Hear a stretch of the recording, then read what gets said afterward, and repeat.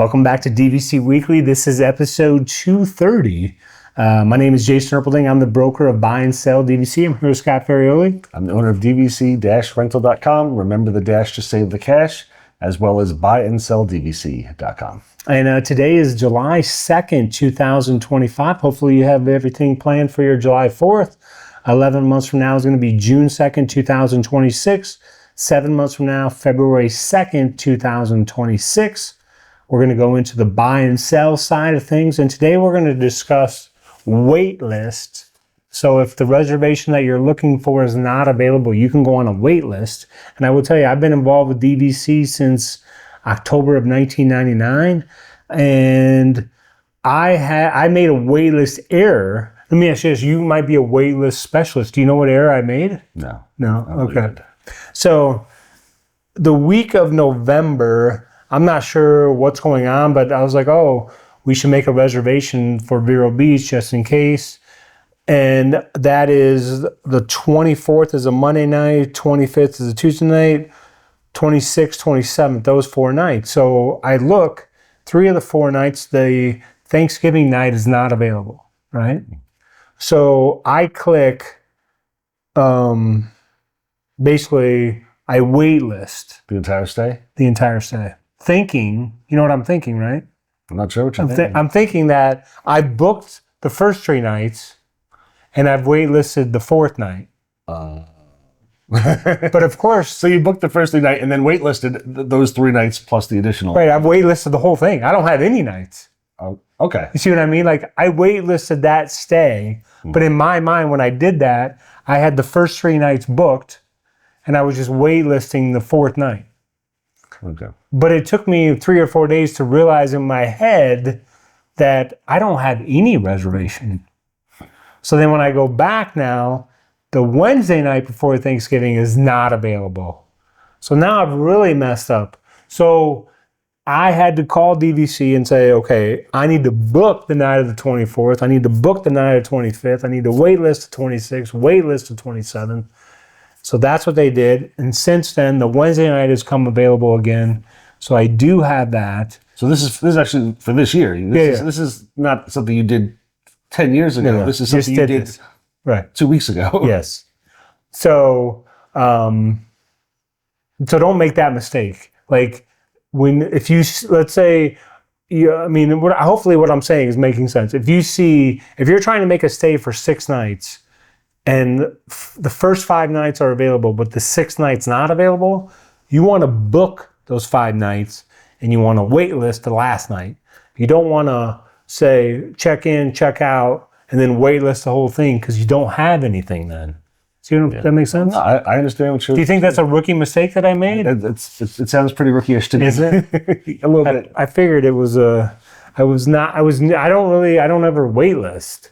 I don't waitlist stuff very often either. So the first time I did it, I made a mistake, quickly realized it, fixed it. So don't make that, you may want to bookmark this episode 230. When you're waitlisting, be sure to, if you're, book the nights that are available, waitlist the other nights. And then of course you have the option, I think Scott's mentioned this before, you can click if you want this to go past 31 days prior to checking in, or if you want it to go up until like day of. So, you had those options as well. But yeah, don't make the same waitlist mistake that I made. Have you booked New Year's? No, I have not booked New Year's yet. Are you waiting? Oh, are you waiting for something? Oh, okay. I was like, I'm trying to figure out, he's waiting a little bit more. Makes sense. I got you. And now we're on to the food review of the week. Come here, I'm gonna eat you! Get in my belly! So for today's food review, I am back at SeaWorld. I am still going through some of the freebies that I received. And this is one of the most disappointing things that I found out about SeaWorld. So we're back at Voyager's Smokehouse, where I originally got the brisket platter. So on the dessert menu, they have a chocolate cake, cheesecake with strawberries, a chocolate chip cookie, strawberry cupcake, and Oreo cupcake to choose from. So not a bad selection at all.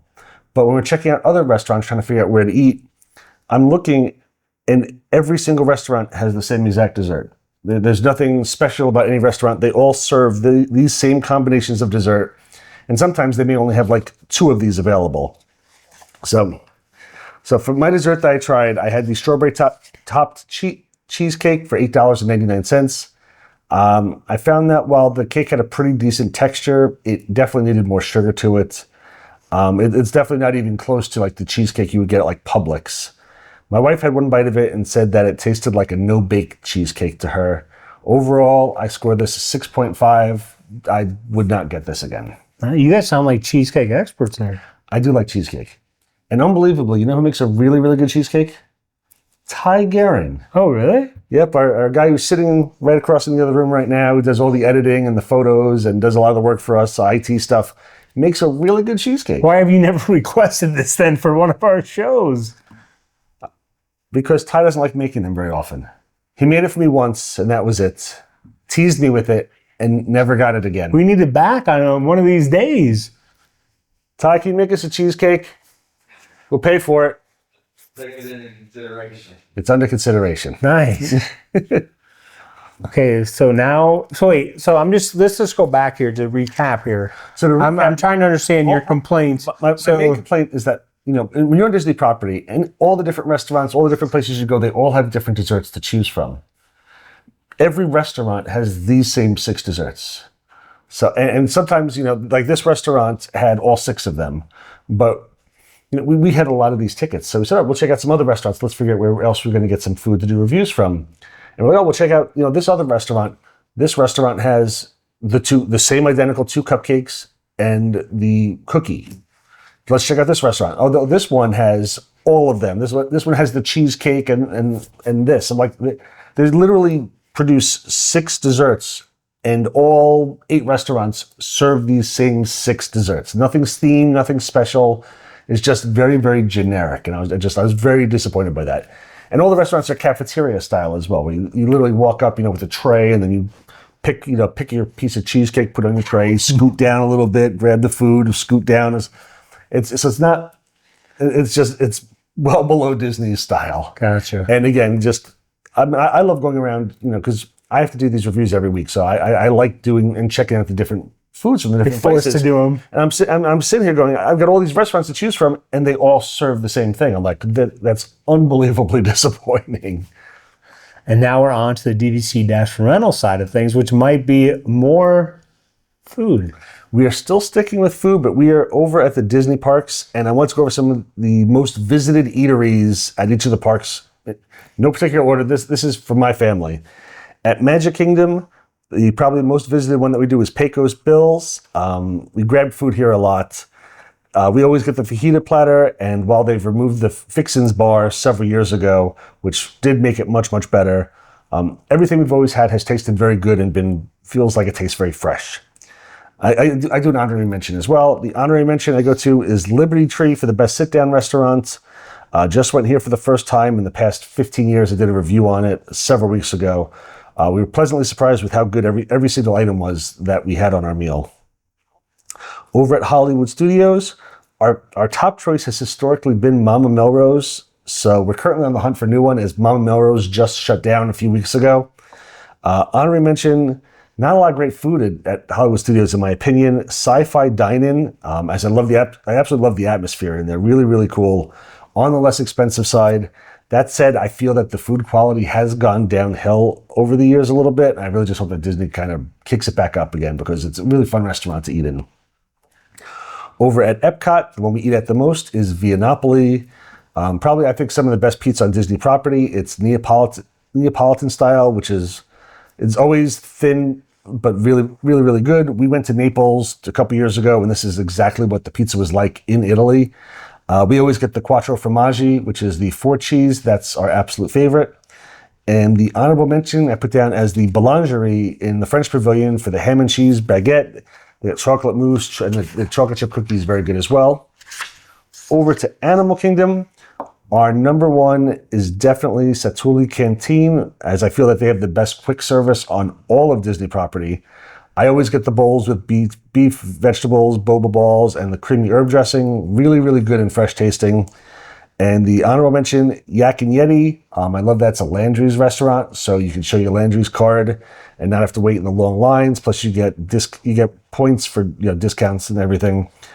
Great decoration inside, and also not too expensive as well.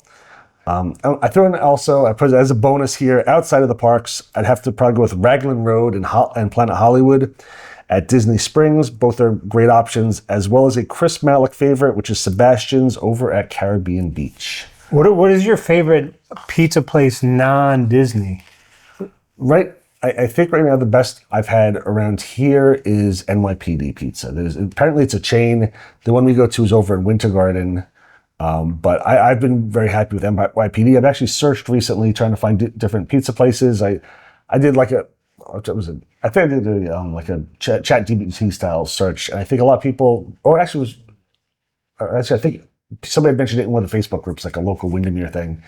And a lot of people have mentioned Sal's, and there's a couple different places to try out, but NYPD has been the one I've enjoyed the most. Do you know NYPD by you? Yeah, we do. Have you been there? We've been there. I mean, it's not. I mean, we've only been there once, so I don't recall it. It's been pretty good. Again, let me ask you: have you been to Giordano's? Oh yes, I went to Giordano's once many years ago in Lake Buena Vista. I went to the one in Lake Buena Vista on 535 of Popka Vineland. Okay. And it's Detroit style, so the pizza's this thick. it's all cheese inside. Oh yeah. So I mean, calzone almost. So when you get Giordano's, I guess we get thin crust, which theirs like. I mean, you look at it, you'd say that's not thin crust, that's regular crust. But yeah, they sell the deep, like whatever a deep dish style. Yeah, I don't even. Yeah, I've never participated in that. I tried it once. They warn you ahead of time, like it takes about 40 minutes to make the pizza, so you can order it in advance and then sit down. Or I think we just went in, sat down, and just waited for the pizza forever. And it was a lot. It was just a lot of cheese. It's not a pizza. It's something very, very different. Yeah. I mean, it's good. It's built more like a calzone, if anything, without a top on it. But I mean, it was decent, but it's not real New York style flat pizza. So the Giordano's thin crust, again, I only know that Giordano's out by like Animal Kingdom. Okay. So like if we've been out at Animal Kingdom, then we might get Giordano's. It's been a while. But on Earl Bronson Highway, 192? Like they have like a little, like a bunch of shops back in there. It's in, I've only gotten the thin. I think that pizza is really good. Really good? Yeah. Maybe I'll try that. It's a little far from me, but I'll try that. Because I think I'm not familiar with the location that, because I want to make sure we're talking about the same place. But yeah, we must be, because I know that they serve, that whatever that thing is. That's right. Not that everybody needs to hear this, but the Miller's by my house. Yeah. So you drive down the road, Miller's is on the left-hand side. You make the left, right after that is Popka Vineland Road. You make the left, and Giordano's is right there on the right. So it's like within a quarter of a mile from Miller's. Okay. There you go, everybody. You got directions to Giordano's. Is that a relatively new location, or been there a long time? That's been there for at least, I think, 15 years. Oh, wow. Yeah. All right. Well, that's interesting. So you would recommend NYPD. I like NYPD. Is it somewhat, I mean, if you're staying on property, is it I don't believe accessible, like not too far or too far? It's a good drive. It's probably 20 minutes or so. But was it Instacart that will deliver there? Yeah, I know if you order through Instacart, they will deliver. What nights is there special? Did you mention that before, I think? I don't think they have a special they don't? that I'm aware of. No. Okay. No, but I think, if you go through Instacart, you can have it delivered to the hotel. We actually did it the other day. We got a coupon thing for Instacart, so we actually ordered NYPD and had it delivered to the house. Gotcha. It was good. All right. Hopefully people enjoyed that episode, and we'll be back next week. Hopefully sometime in the future, you will see us here with a cheesecake from Thai Herring. If you do order NYPD, I get 2 pies, go for plain, and go for Bianca. That's a white pie. Enjoy.